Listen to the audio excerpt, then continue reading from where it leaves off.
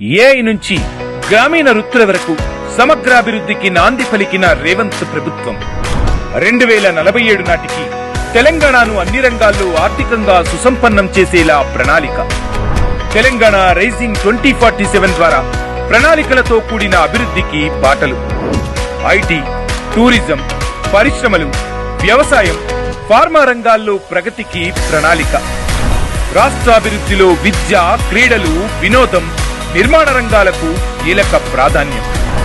వికసిత్ భారత్ లక్ష్యాలను 10% వాటా దక్కించుకునేందుకు ప్రణాళిక.